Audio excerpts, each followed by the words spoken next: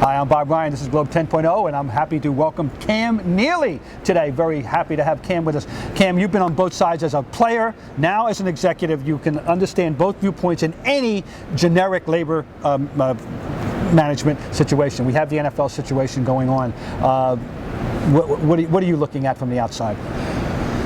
I hope both sides really take a look at, okay, what are we dividing up and what really makes sense for the health of the league, for the fan base, for the owners and the players. I think that you should be able to come up with a really good understanding if everybody has the information that's needed to make proper decisions. Now we have a situation here that it's occurred to me that we have a new head of the Players Association, and is it ever in your mind that maybe you had to worry about whether this guy, does he want to make a deal or does he want to establish a legacy? Well, one of the things that probably from my perspective, I can speak to myself going through it years ago when I was a player.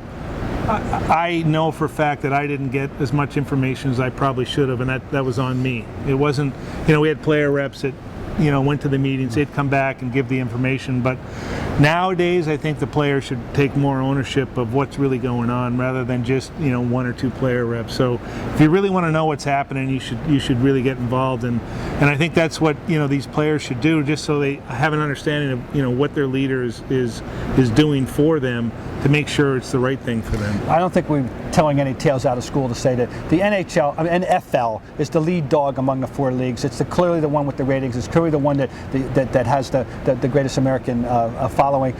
Do you, looking at from a hockey perspective, or even if you were in a basketball or baseball perspective, amazed at with the money at stake and the popularity of that league, that they're even in this mess, that there shouldn't even be any issue about how they can selling their differences? No, I mean, it's not surprising. You see all kinds of disputes over money, regardless if it's sport or not. So it's not surprising. How about the aspect of the safety issue, which is a big thing? Do you believe that this is something that the players will go and fight to the death for? The safety issue, the post-retirement benefit stuff. Do you see that as being something that, in their minds, is almost non-negotiable?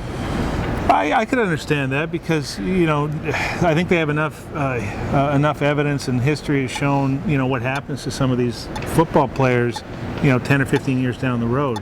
It's a tough sport. It's a very physical sport, and sometimes you don't really know what the results are going to be to your health 10 or 15 years later. All right, there we go. The little football talk from Cam Neely.